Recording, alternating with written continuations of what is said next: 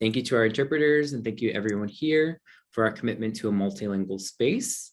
So I'm really excited today to recap the Zero Homophobia 2022 week with you all, and also have an amazing artist chat with Maite, who we'll be hearing from in just a second. Maite and my fabulous colleagues and co-conspirators, Hazel and Joaquin, are going to talk to us about Maite's piece and Maite's work in general in just a bit. But before we go there, I wanted to let y'all know a little bit about the Zero Homophobia Week. So the commission started the Zero Homophobia campaign in 2016 because they realized that in order to address the health disparities that the Latino Commission on AIDS is committed to, it had to talk about social injustice, and homophobia and transphobia are things that are dividing the Latino community and preventing us from taking actionable steps on our own about our health, but also forming loving, healthy communities. So it corresponds with the International Day Against Homophobia, Transphobia, and Biphobia in May. And we also host a series of events in November around the Trans Day of Remembrance. So be on the lookout for that. This year, our theme was I Choose Loving. And we had the opportunity to plan really amazing events with amazing speakers across the country and some in Latin America. We came up with a theme because, as we know, there are so many states right now who are targeting LGBTQ youth, trying to strip queer folks in general of their rights. And we don't always win every political struggle, but what queer people have done best, what I think a Latin family does really well, is just love. We show up for each other, we love, and sometimes we have to learn to do that. Sometimes it costs us a little bit more than we'd like, but at the end of the day, we're all trying to do that very fundamental thing that is love. So instead of trying to recap the week with tidbits of what speakers said, I thought it would be best to just show you in their own words some of the conversation. So I created a short, it's about 12 minutes long video that I think captures some of the soul of this week's events. You can catch a lot of them on the Oasis Facebook page if you want to watch the entire events that we've had throughout the week. But I'm going to show y'all a quick video that's going to give you a sense of the power that we hosted this week. So if you'll allow me just a second, I'm going to share my screen and pull up that video.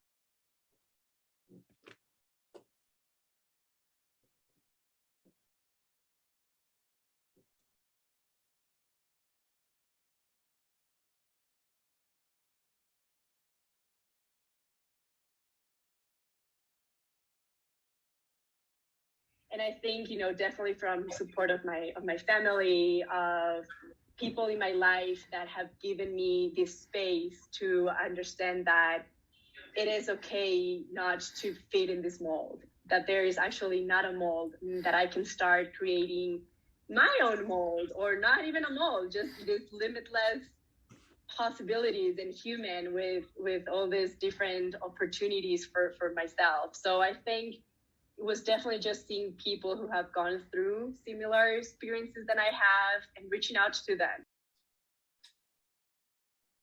And the biggest tool that sort of arrived to me in my lifetime was actually becoming HIV positive.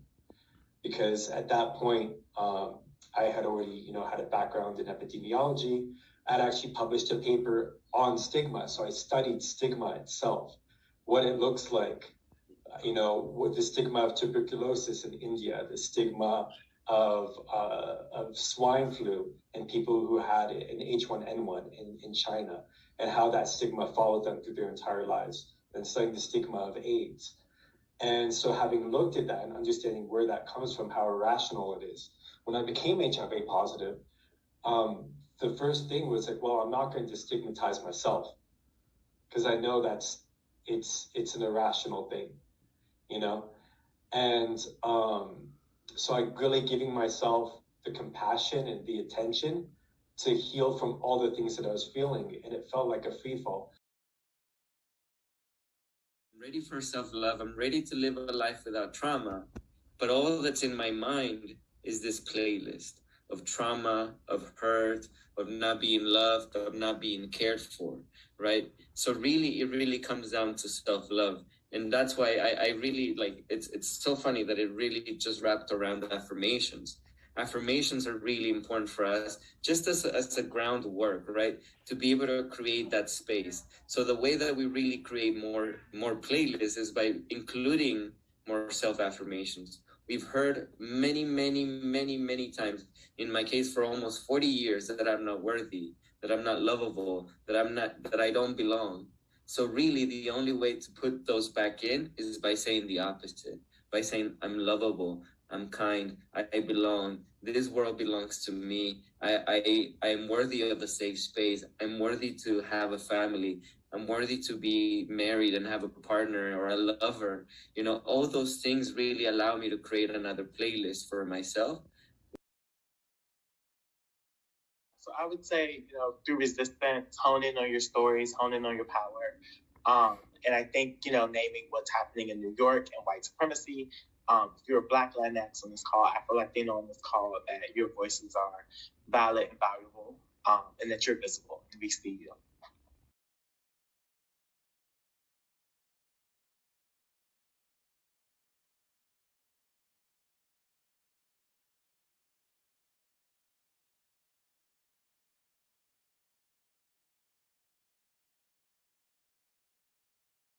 This movie is about hope and forgiveness, and I think that was a big part of what we wanted to accomplish in that letter. It was a tradition that was so important to both the dad and the son, and was also started by the mom in this story. We feel that life's about second chances, and this dad, even through his final moments, sort of realized his own mistakes and how he could have been a little bit more compassionate and could have reached out to his son. And I think in times of sickness and stuff, we've come to sort of those realizations. Again, it shows the complexity of spirit, and I think that's also based in our families. I think if my father or my mother, thankfully my parents accepted me and they accept JM and ourselves, but if they're strong-willed people sometimes, even when they are going through therapy. And then we also wanted to mention the word therapy, where she says he was going to therapy. It doesn't seem like a lot, but just her saying those words gives us a sense that it was going to be a process and it was going to take him a while.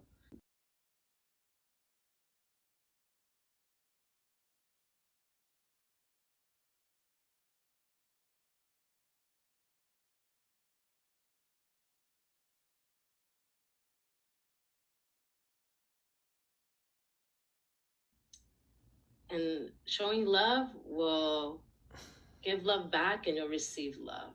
And it's just the strongest force. We all want it. Mm-hmm. Definitely. Continue loving and showing love, because when, don't want to get dark, but, one day we're all going to be gone. And the last thing we're going to remember is how we made the other person feel. So just make sure that you always make them feel like they're worth it, and that they are, important in this world. And you do that by loving. So just have love in your heart.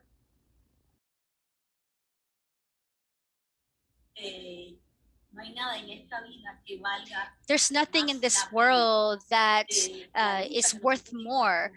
In the struggle that we go through, it's love. The capacity to love is so, and also love also allows us to go against those things in society that tells us that we're not worth it, that we can't. And the reality is that there's a lot of spaces that deny us And I think that the only thing that saves us and heal us, that allows us to be, is love. And definitely I'm in agreement that in the majority of the situations that we have as issues in a relationship, it has to do with self-love. At the end of the day, the relationship that's most important is the one with ourselves. And it also has a lot to do, and peace has a lot to do with love. A lot of people say that we come to this world to have a relationship, one relationship with ourselves, and I agree with that. And I feel like love is that force that heals us, that cures us, that saves us, that gives us everything. And if we are, if we make ourselves available to do that, like it's just so fundamental to love.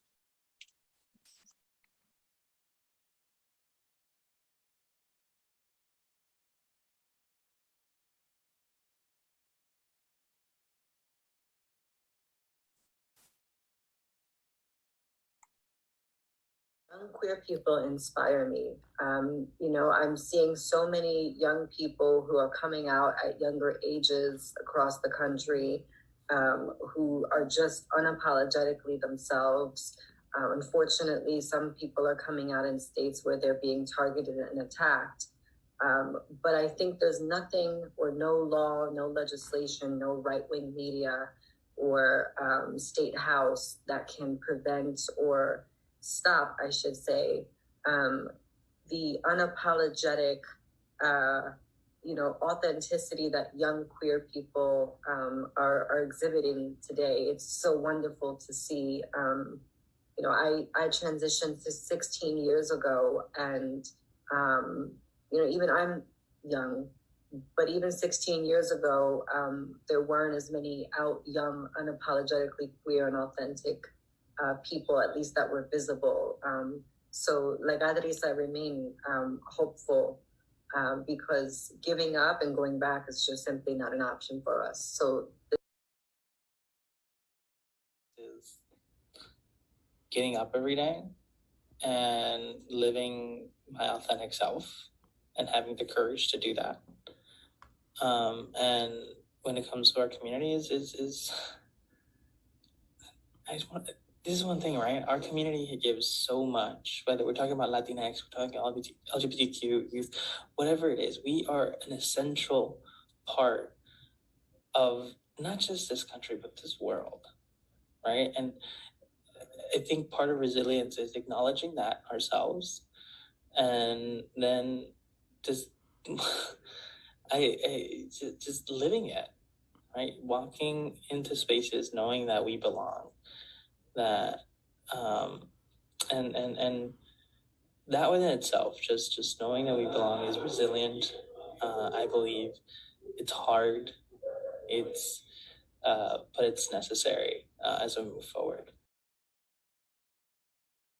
And being able to trust that I have been doing this work for long enough to build up networks of support that are there to have my back when I need them, but that I have also inspired and worked with younger leaders enough to be able to tap on them to pick up the work when I need to take a step back. And part of that is also just recognizing and honoring the importance of community, both inside and outside of the work.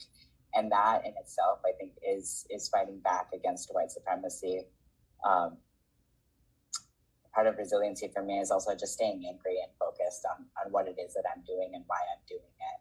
And that is because I want, fundamentally more than anything, liberation for our people as immigrants, as Latinos, as LGBTQ people, trans people, queer people, but also everybody else that would benefit, whose experience I don't understand but want to, that would benefit from that abundance in our lives.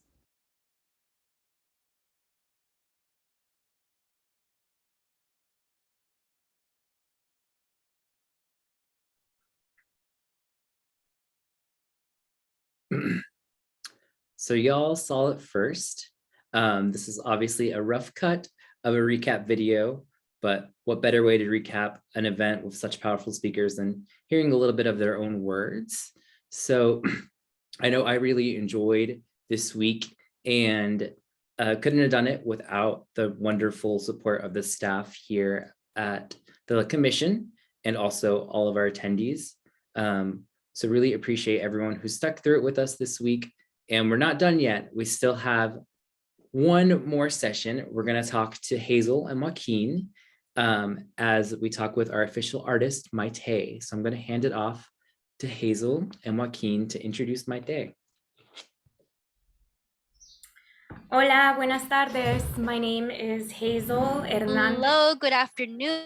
AJs. I'm a community health worker with the Latino Commission on AIDS. I work in the COVID-19 response initiative. We're based out of the North Bronx. We aim to mend and combat some of the racial disparities and health inequities in New York. And I'm really excited to be here with Joaquin and Maite.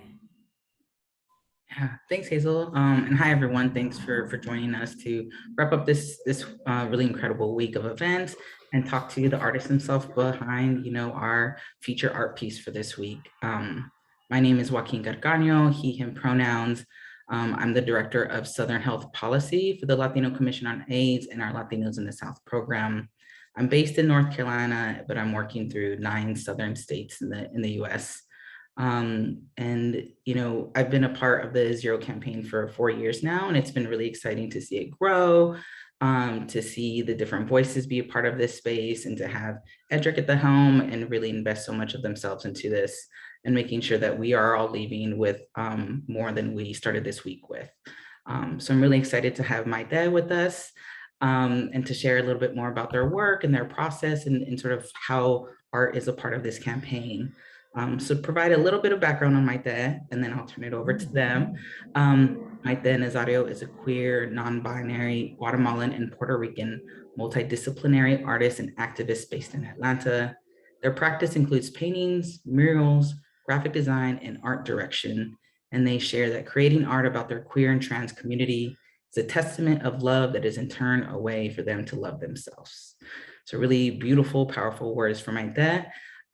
Really excited for you to join us, and I'm going to turn over to you, Maite. I know you have some slides to share, and then we'll jump into some conversation afterwards. Hi, everyone. It's very nice to be here. I feel really honored to be in this space with so many amazing people talking about important things. I would like to share some slides because I'm clearly better at drawing than I am at talking. So let me share this and present. So my focus in my art practice is to storytell through art. My favorite thing to do is to document queer Latino people and other people from different communities living their lives and just being happy, because I feel like one of the strongest forms of resilience is just us being happy and living our lives and showing that to people. So why did I start making art? I started making art because I moved a lot as a kid and I didn't really know how to communicate a lot of the feelings that I had. And so I turned to art making to be able to communicate a lot of these things and end up finding a language that was able to not only communicate my story, but other people were able to relate to it. So I found it very powerful. And today I'm going to be talking about the piece that I made for this campaign, which is I Choose Loving. I came up with this idea as me and Edric were talking about just I choose loving. What does that mean? And what does that look like? And I love to use surrealist elements to kind of allude to the ways that I feel like people can— Hi, Maite. I'm so sorry to interrupt, but could you please speak a little slower for us interpreters? We'd really appreciate that. Thank you. Oh, yes, I'm so sorry. Disculpa por interrumpir, Maite. So I wanted to depict different people being in the same space, loving each other. And how would that look like visually as I see people? Because I think people have different energies in terms of how they contribute to each other's lives.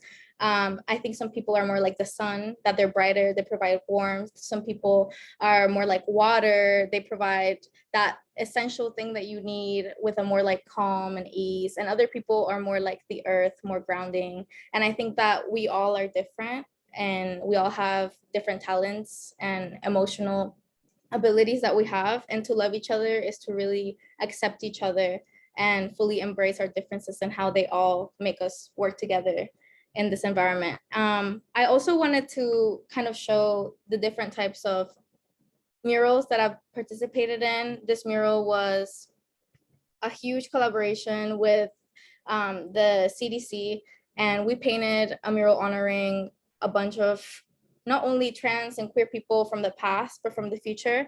And other amazing artists were also able to contribute to this mural, such as Lisette, Ash Trash Magash. And it was one of the most amazing projects I have worked on. Up next, I also wanted to show Our Love, which is another mural series that I was hoping to continue. I was only able to do one because finding walls in Atlanta is hard. But this was a series that I started where I interviewed different couples and different people within queer community. And I asked them about their experience and tried to depict it as well as I could. And also including that interview in a QR code. And I've actually created 5 of these pieces, and I'm continuing to create a series similar to this one, but in Canvas here in the DR, because I currently live in Dominican Republic, and there's a huge booming queer community here that I feel like could be united with the community in Atlanta. And yeah, I just love to make art about queer and trans people, and I love to paint people that I love. I think that's the best thing that we can do, is give each other the flowers that we deserve while we're still alive, to give people a platform to be seen and to be heard. And I'm just really proud to have my community and my friends, and I want to continue to paint them for the rest of my life. And yeah, that's it. Muchas gracias. Let me see how I stop sharing. There. Thank you, Maite, for giving us a deeper look into your background and your work. It's really beautiful, really powerful. And so first, I want to talk a little bit about the piece that we commissioned for this week. So I want to read a little bit of what you shared as part of that work, because I think it should be shared with the group. I really love your words. And you said, "To choose loving is to be one with the symphony of life. Loving yourself will allow you to shine bright in your truth, therefore spreading your rays of love upon others. To love others is to respect that everyone has their own path. We all have something to learn from each other's differences. We should love and celebrate each other and the beauty of all of us existing at the same time." So I really love that. I mean, it's, our theme is I choose loving. I mean, you really spoke to that. I know you shared a little bit about the imagery, the sun and the water. And I really love this idea of like our complementing strengths in the natural world. I'm curious about like the process, like how your artistic process, how did you choose to just go in that direction? And if you could dive a little bit deeper into how it went from, hey, we would like you to do a work, to what you shared with us as the final piece. I actually was creating this piece during my vacation. While I was talking to Edric, I took a vacation to celebrate my 2-year anniversary with my partner, and I was surrounded by so many beautiful queer Latinx people, and it was amazing. I was like in a non-binary lesbian household full of non-binary Latinx lesbians. It was like amazing and so inspiring. And as I was creating this piece for Latino queer people, I was asking them for their opinion, and we all kind of sat there and discussed like, what does loving each other look like? What do you feel like when I love you? And how is that different from me loving you in this way? Because I think friendship and romantic love is all the same. Relationships are all equally important. And I think that by being around people who genuinely loved my essence, I was able to kind of depict what it was like for me to love them as well. Thanks for that, Maite. I have so many questions for you, but one that really stands out to me is your background, the diaspora journey of your people. You have part Puerto Rican, part Guatemalan. I'm hoping that you can talk a little bit about your background. Of course, yeah, I would love to. So I was born in Guatemala, and Guatemala is one of the most beautiful countries, because I cannot say the most beautiful because I come from many places and that would be wrong. But Guatemala is an incredible place to be born. I feel like I was immediately inspired by all the colors and all the people. Like, It has volcanoes. It's full of beautiful trees and animals. There's literally monkeys in many places, just like free roaming. Like it feels like a different dimension.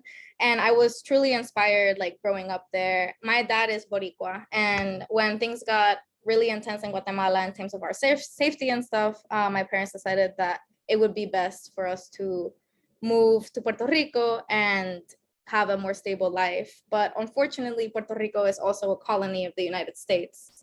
So while we were there, the economy kept going down. It wasn't able for us to afford. And my dad got a job in Atlanta. So we moved here, I mean, I guess there in the United States when I was 15. Most of my moving has been because of safety or economic issues, but that's kind of how it is for most of the people that I know that are Latinx that move, because I feel like Latino culture, we have such a strong sense of community that most of us leave because we have to. And I do feel like both places that I loved and lived in, I had to leave because it was necessary. But I actually really loved living in Atlanta. And I think Atlanta was the place where I was first able to be an adult and really develop myself as like an individual and try to bring elements of both Guatemala and Puerto Rico and the queer communities there to Atlanta. So yeah, it's been an experience. I'm really thankful that I've gotten to see so many different communities and gotten to experience what it's like to be there. Yeah, I love that. And I know we can see the like influence upon your work, and you've done so marked that specific to like Puerto Rico and things like that, which has been really incredible. One thing I'm curious about is, your work is very, you showcase queer and trans folks. Like that's very clear in your work, and you're very intentional about showcasing the community. What has it been like to share those pieces with your community that's not queer and trans, but Latinx? Like having those conversations, or like your parents and saying like, I'm gonna depict this, I'm not gonna compromise it. It has not been easy for sure. It's definitely a conversation, but I think that's why it needs to be had, because every time it is brought up, it is a conversation. I think that for me at the beginning, it was a lot harder because I think I myself was unaware of the right terminology to describe the things that I was trying to express. And I felt like I didn't really know what was happening. And I was just being read as like an angsty teen instead of like an educated person that knows how to like explain themselves. But also all of that language is incredibly inaccessible, I feel like, especially when you're trying to talk to your parents in Spanish and trying to describe to them, like sexuality and gender and all of those things. I think that most of the times when I bring or when I show people my work in my community or in my family or in Latino community that isn't specifically queer, the response I get is mostly either really intense looks or just like an entire 3-hour rant. There's mostly no in between with people. And I think that the reason why is because people know that this is like a polarizing conversation for them, because a lot of people that haven't really looked into gender find other people looking into gender very insulting for some reason. And yeah, I think that a perfect example that keeps popping up in my brain as I'm talking about this is as I was on a plane going to Puerto Rico to visit my abuela one time, and I was like drawing out a mural I was gonna paint in Puerto Rico before the pandemic started. And I was like, it was about Puerto Rican trans love. And I was like drawing trans people like kissing and stuff. And the person beside me was this person who had just gotten out of jail, out of being in prison 15 years, at age 15, coming out at like age 45. And this man was like talking to me in Spanish. He was Boricua. He was like really excited for me to like, he was asking me questions about what had been happening in Puerto Rico. And as we're talking, he's like, what are you drawing? And I'm like, oh, like, it's a mural about trans people. And he's like, what's trans? And like, I feel like that was the biggest disconnect that I could really feel, because how do you explain to someone that hasn't had access to like the modern culture and has just known what Latino culture is? How do you verbalize that when there's such a humongous disconnect in the understandings of what gender is and how we move through life with that? So sorry, that was a long answer, but yeah, I feel like.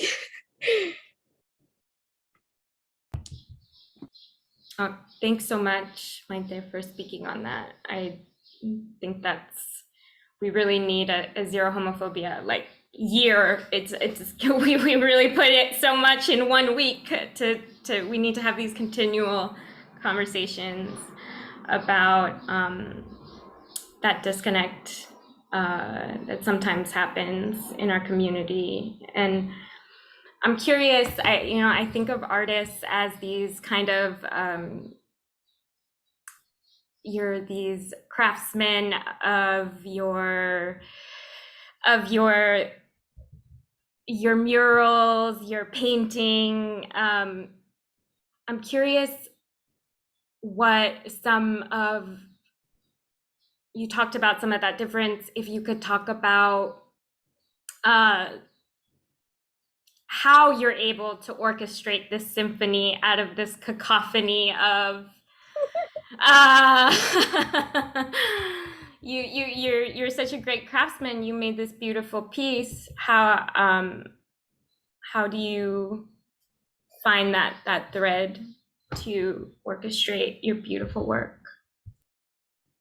Honestly, sometimes I don't know. Like, I feel like it has to be very much out of like feeling right. I feel like a lot of the projects that I've worked on have happened because they felt like it was the moment for it to happen. Because I'm a very intense person when it comes to my work. Unfortunately, in Latino culture, we are taught that our worth is equal to what we're able to produce. So once I decided to become an artist and follow a non-traditional path, I decided that to prove myself that I was actually serious about a career that isn't often taken seriously, I was gonna overwork myself. And I think that like during the pandemic, I've had to learn to slow down and listen more. And I think that my work has improved because now I take a lot more time to be able to finish projects because I'm putting a lot more of my self-love into it instead of me like exploiting myself to prove a point that I'm like worth taking up space. And since I've been doing that, like for example, a lot of the projects that I have worked on have come about because I have had conversations with people who were the right people. Like a lot of the time, for example, I'm starting to paint a lesbian bar here in the DR. It's gonna be like a project where I'm gonna do multiple murals in this bar. And that happened because I messaged the owner and I was like, hey, like, having a lesbian space on an island is really not something that happens ever.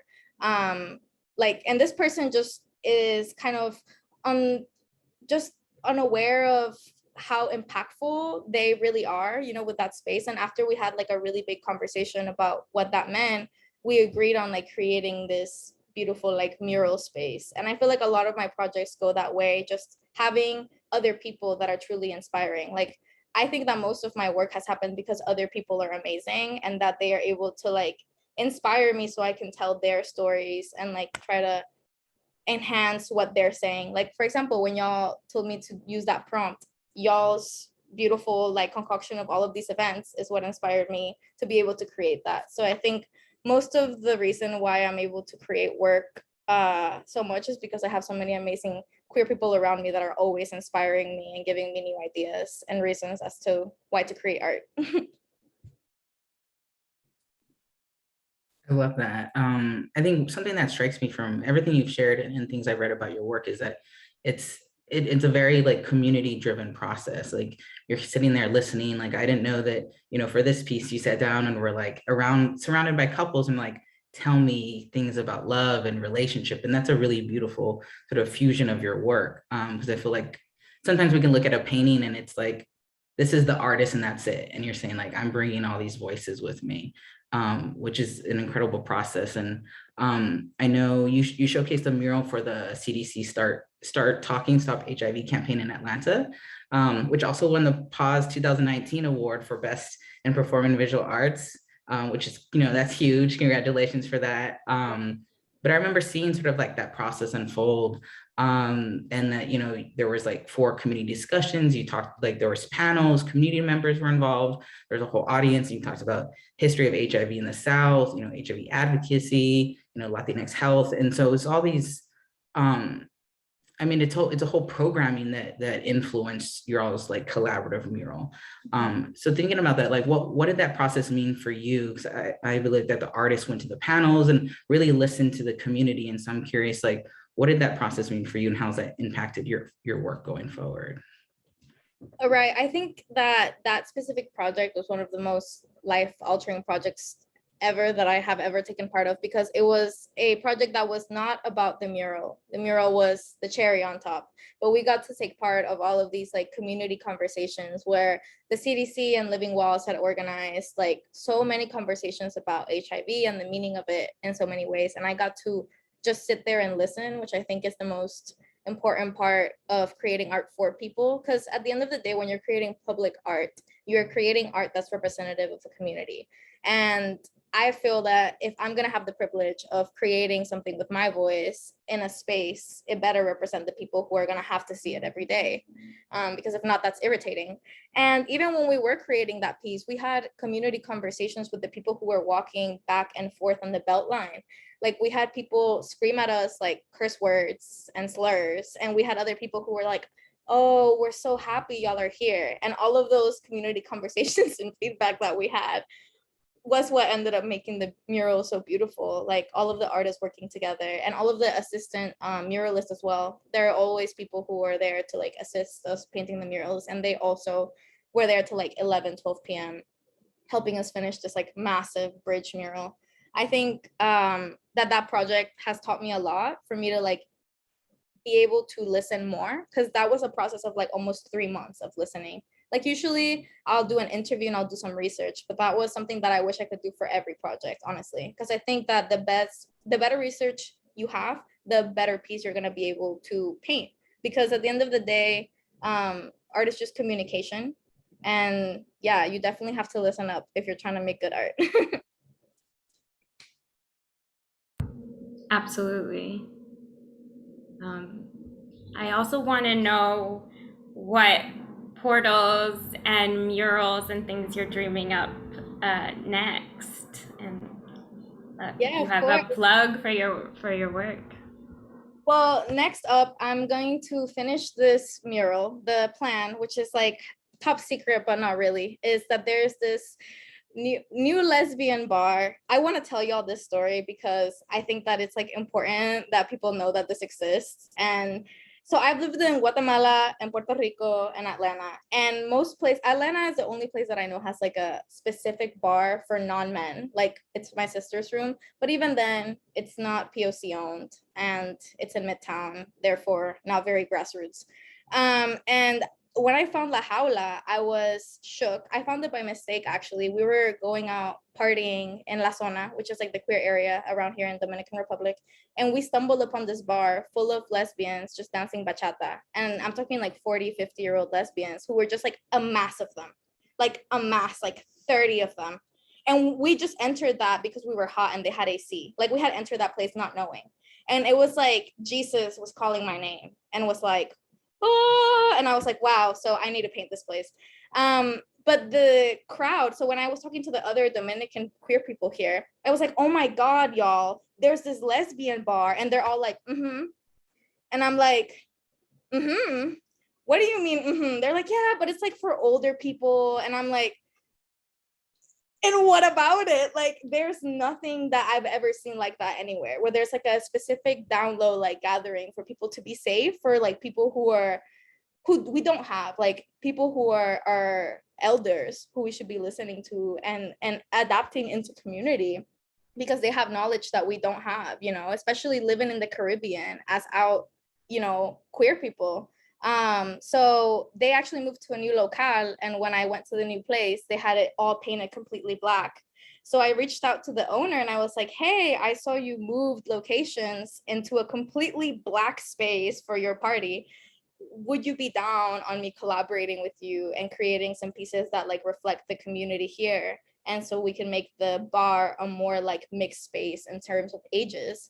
So we could bring in like the newer generation and have this space seem more, you know, like a space for both, to balance it out a little bit. And so I'm in the process of trying to do that, to paint this bar It's really hot outside. It's really warm in there, but we're doing it. And they do have AC, but yeah, it's gonna be great. I'm really excited about it. I'm planning to have it done by the end of June. And I am using like references from Dominican painters.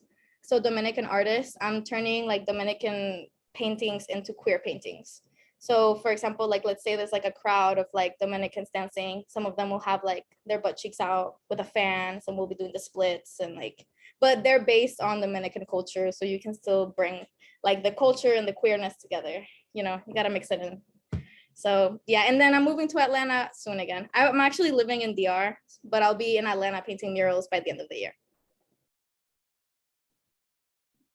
Amazing. I love that. Like you said, like I stumbled upon this place and it's not only like the location of your next piece, but also this whole community that people are like, oh yeah, it exists. And you're like, this is special. Do you not know how special this is? Like, yes. That's incredible. I love that. And now look at you, you know, that's beautiful. That's amazing. So yeah, so thinking about, you know, about to like the HIV mural y'all did, and about this community process, you know, people watching, you know, a lot of us work in public health. And I think, you know, we see sometimes a fusion of art and public health. But I'm curious, like, what advice do you have to public health workers who are looking to engage community and artists in their work? Or how can art be used to leverage some of these health campaigns?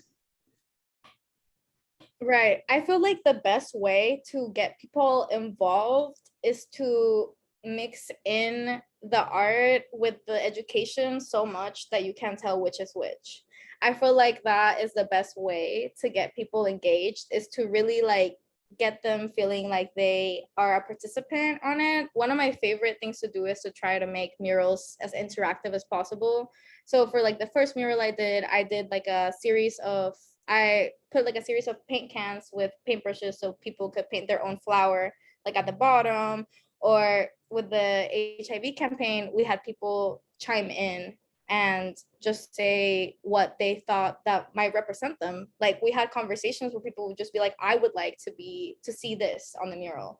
And if it were to be like, for example, if y'all were thinking of hosting an event that had to do with art and health, it could be fun to have somebody incorporate like art, maybe not necessarily a mural, maybe that's just me because I like murals, but I will say that one of the artists that I was working next to when I was painting the mural did a color by number mural where they had like color by numbers and they had like paint cans so people could feel free to like fill it in and with a similar theme with like educational. But there are many ways in which people I feel like can express the things that they're like feeling towards health education, because it's also like scary. Health is kind of terrifying. Like I'm afraid of doctors low-key. Like I know I have to go to them, but health education is kind of hard for people to get into because it does cost a lot of money. And to be educated about your health ultimately means that you have to do something about your health, because if you know that you're sick, you would want to do something about it. And sometimes like I'm even in denial when I'm sick. I'm like, I don't want to be sick, you know, like I'll just ignore it until it was away. So those conversations are hard.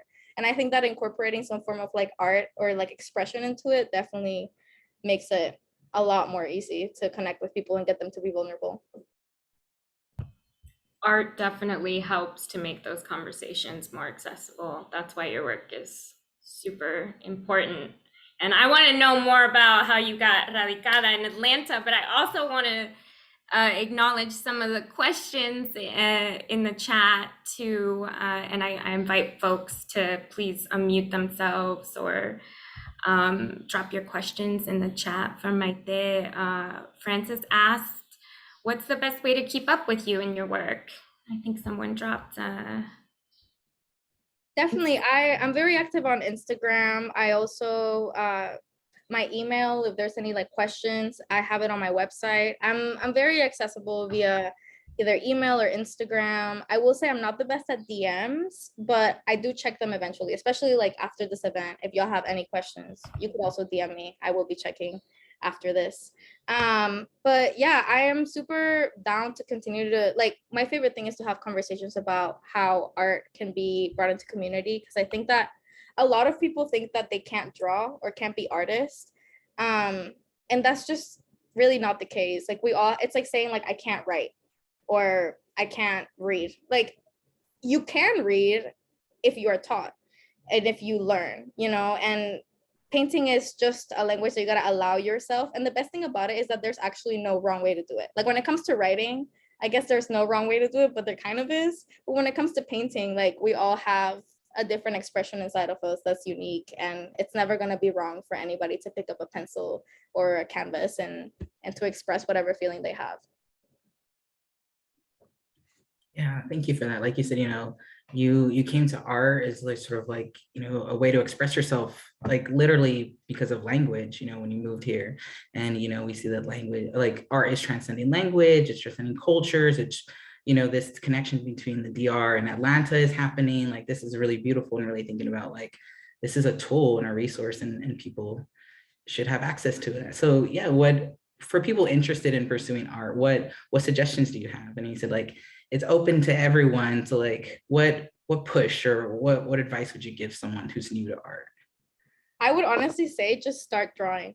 Just start doing it. Like it won't begin until you allow it to begin. And the thing about drawing or painting or whatever medium, even sculpting, taking pictures, because art is so many different things, is you're gonna feel more comfortable with it the more you allow yourself to fall into your own expression. Because the beautiful thing about art is that there's no like dictionary for art. You create your own language as you see fit, and how as you see that your emotions are flowing on the paper, like, or on the camera, or whatever it is that you use. It's all about just beginning. I will say that this is a little bit corny, but I have a show suggestion for people who want to start drawing. It's called Blue Period, and it's on Netflix. It's an anime about this kid who starts drawing, and the whole show is just about him learning how to express himself through art. So if you're an artist and you're just starting out, I would definitely recommend that show. I have a question. Yes.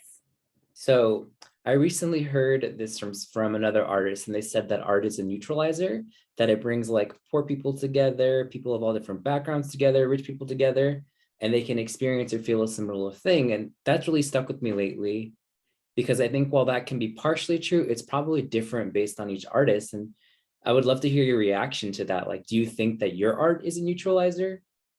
Oh, I mean, I wouldn't go as far as saying that. I think I would like that to be the case. I mean, I would love, like, the reason I adore public art is because I think that public, like, the only art that really like has impacted me is the one that has been easily accessible to me. Because whenever I have to pay $20 to go to a museum, I feel like I must like write an MLA formatted essay after my visit. Like, you know, like it just feels so intense to walk in a museum and to have to navigate what all of it means.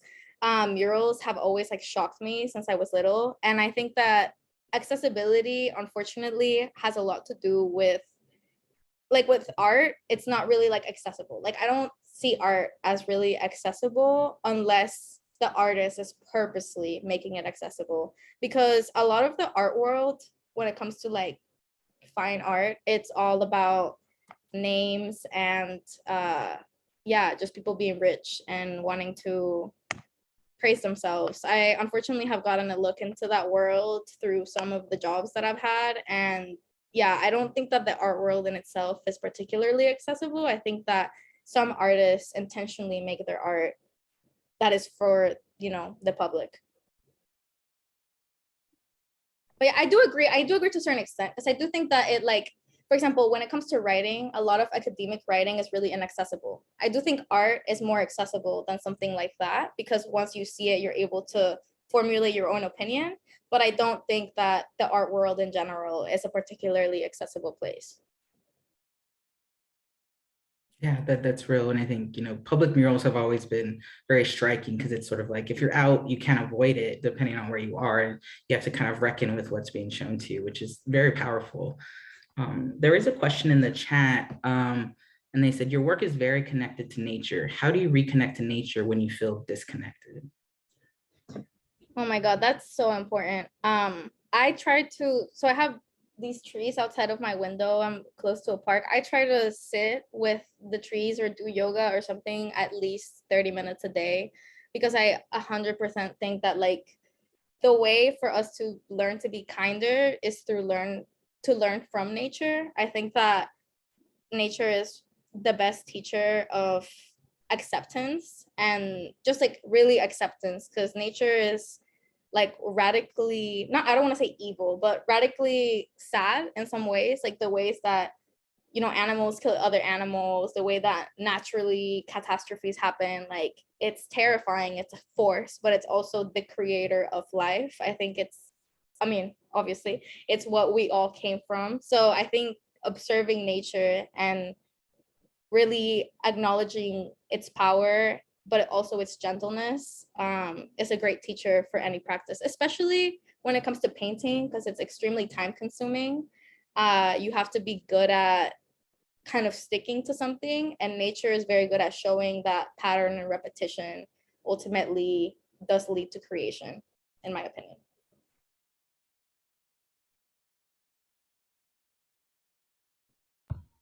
But yeah, I really appreciate learning from nature. I think it's really important. I love to watch nature documentaries. Like, for an entire day I'll watch like what's the name of the series that Netflix has? It's like for baby animals. Oh, also there's this one, it's called Miniature Creatures or something on Netflix.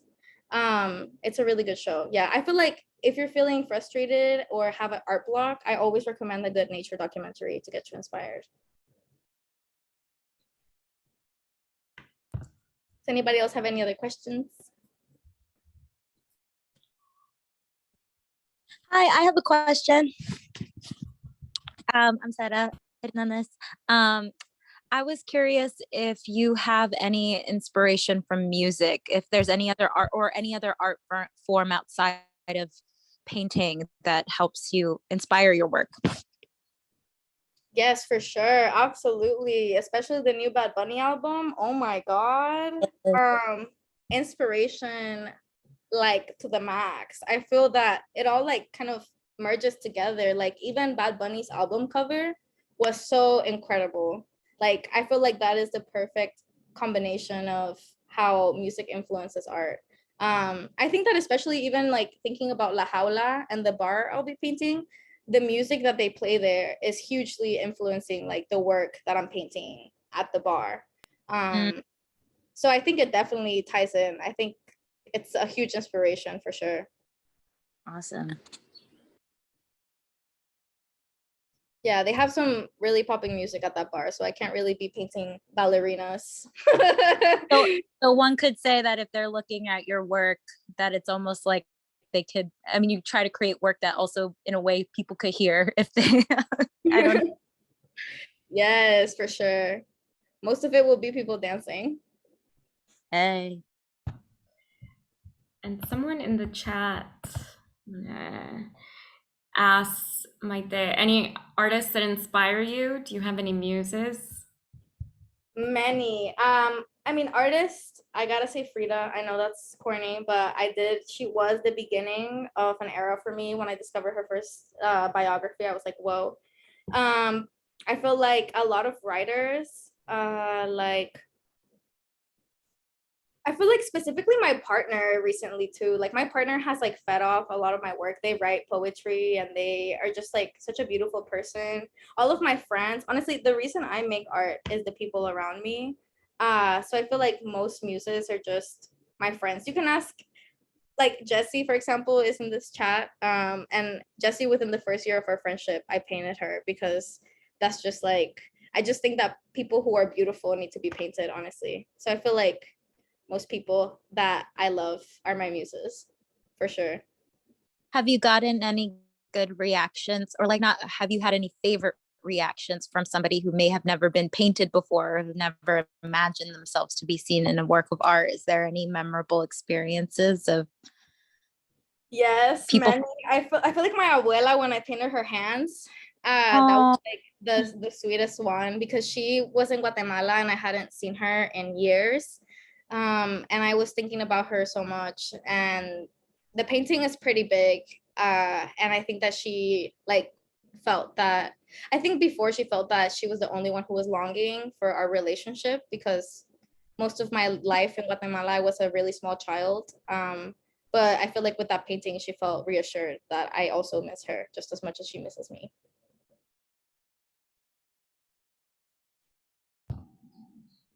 Thanks so much for sharing that. Does anyone else have any burning questions for Maite in the chat?